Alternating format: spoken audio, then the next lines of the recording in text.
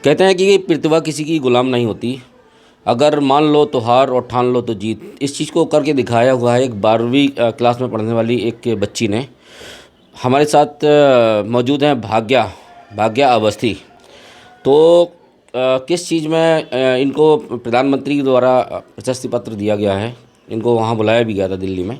भाग्या, आपका बहुत बहुत स्वागत है हमारे चैनल elernews.com में। Thank you sir.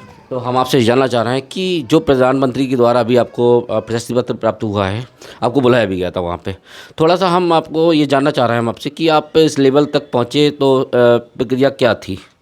Sir basically government of India एक प्रोग्राम चला रही है जो शिक्षा मंत्रालय द्वारा चलाया जा रहा है। इसमें प्रेरणा कार्यक्रम है जो 9th to 12th स्टूडेंट्स के लिए है। इसमें बेसिकली हर डिस्ट्रिक्ट में एक प्रोग्राम ऑर्गेनाइज किया जाता है गवर्नमेंट के द्वारा।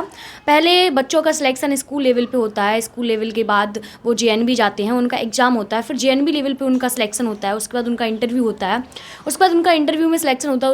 उसके बाद उनका जो डायरेक्ट सिलेक्शन होता है वो मिनिस्ट्री ऑफ एजुकेशन, शिक्षा मंत्रालय द्वारा किया जाता है। उसके बाद वहाँ पे बैचेस लगते हैं।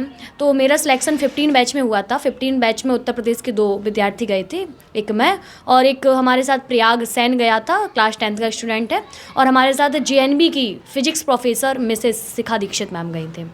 और उसके बाद वहाँ 7 डेज़ एक्सपीरियंशियल लर्निंग प्रोग्राम चला जो कि प्रधानमंत्री जी के गृह निवास बड़नगर में, मेहसाना डिस्ट्रिक्ट के बड़नगर में चला, जहाँ पे प्रधानमंत्री जी ने अपनी प्रारंभिक शिक्षा, अपनी स्कूल एजुकेशन की स्टार्टिंग उसी गांव से की थी। वहीं उनका पूरा बचपन व्यतीत हुआ और वहाँ आज भी उनके कुछ भाई रहते हैं, उनकी फैमिली रहती है। तो उसी अब विद्यालय को 72 करोड़ की लागत लगा के या समथिंग उससे ज़्यादा भी होगा, उसे एक प्रेरणा कैंपस और एक प्रेरणा विद्यालय के रूप में बना दिया गया है। एक यशस्वी नेता जो होना चाहिए या फिर एक ऐसा व्यक्ति जो हमारे देश को डेवलप कर सकता है और हमारे डेवलप्ड इंडिया के सपने को पूरा कर सकता है, उन युवाओं की फ़ौज तैयार की जा सकती है। उस प्रोग्राम के माध्यम से वहाँ पर 9 वैल्यूज़ की क्लास दी जाती हैं और 9 वैल्यूज स्वाभिमान, विनय, शौर्य, साहस, करुणा, सेवा, ऐसी 9 वैल्यूज होती हैं जिनकी वहाँ डेली क्लास चलती है। और वहाँ ये भी बताया जाता है कि कैसे एक 8 क्लास 8 कमरों वाले एक स्कूल से निकला हुआ बच्चा आज भारत के सर्वोच्च पद पर, प्रधानमंत्री पर आज विराजमान है। तो इससे हमें पता चलता है कि आपकी बैकग्राउंड और आपका जन्म कैसी जगह पर हुआ, आपने कहाँ से शिक्षा प्राप्त की, ये मैटर नहीं करता। आपके अंदर काबिलियत होनी चाहिए तो आप देश के प्रधानमंत्री भी बन सकते हैं। तो हम आपसे एक चीज़ और जानना चाहेंगे, आपका यहाँ से सिलेक्शन जो हुआ, सिलेक्शन होने के बाद में जैसे कि जो सिस्टम रहा वहाँ तक पहुँचाने का आपका, वहाँ पहुँचने के बाद में आपकी मुलाकात वहाँ किस किस से हुई थी? सर जब हम वहाँ पे गए तो वहाँ पे प्रेरणा के मेंटोर्स होते हैं जो कि विभिन्न राज्यों से, उन मेंटोर्स का भी चयन होता है जिस चयन प्रक्रिया के द्वारा हम वहाँ पहुँचते हैं। उसी प्रक्रिया को पार करके वो मेंटोर्स परमानेंटली वहाँ प्रेरणा कैंपस में रहते हैं और वो स्टूडेंट्स को 9 वैल्यूज़ की क्लास देते हैं। और उसी बीच हमारी मुलाकात गुजरात के राज्य मंत्री विश्वकर्मा जी से हुई थी और वो आए थे हमें यहाँ से बड़नगर में ही मिलने के लिए प्रेरणा में।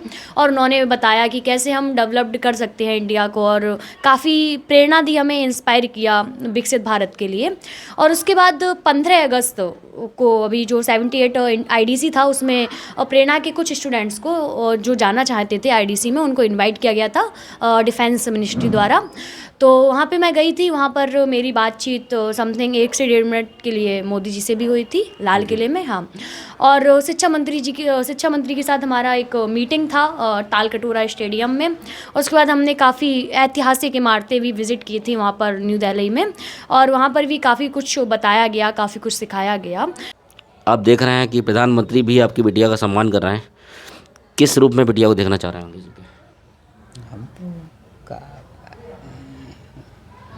हम जो है आराम से खूब रहे और खूब आगे को बढ़े, हम यही सोच रहे। कामना है हमारी, भविष्य की कामना हमारी यही है। जी।